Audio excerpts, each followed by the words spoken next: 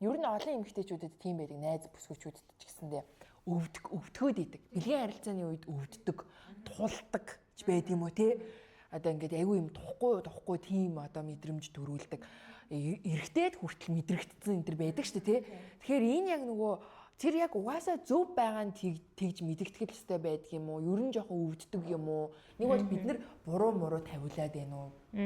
За ер нь бол одоо нөгөө гадны биет гэдэг утгаараа мэдээж одоо бид ямар нэг гадны биет суулгахаар тодорхой хэмжээнд бие махбодын хариу урвал буюу тэрийг одоо гаргах тийш нь ажилтдаг гэсэн бие махбод. Тэгэхээр умаа маань өөрөө одоо их биеийн булчинлаг эргэтэн 3 давхар булчингаас тогтсон байдаг. Тэгэхээр гадны биетийг одоо яг тавиулсны одоо дасах хугацаа гэж байдаг. Тэр хугацаан дээр бол зарим эмэгтэйчүүд маш их өвдөлтийг мэдэрдэг. Тэгээд зүйлдээ одоо би үнэхээр чадахгүй байна гэж ахгүййлах тохиолдлууд бас байдаг.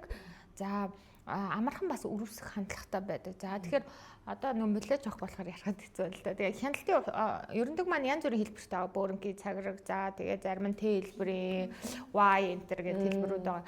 Тэгэхээр тэрийг нөгөө татаж гарах үүрэгтэй юм нэг хяналтын утас гэж үүдэг. Сатурку утас гэдэг байхгүй. Тэр маань умаа хүзүүнээсээ тодорхой хэмжээр 1-1.5 см хэмжээтэй ингээд хууцсан байж идэг. Гэтэл нөгөө бэлгийн харьцааны үеэр тэр утасыг эрэгтэй хүмүүс нөгөө хөндөд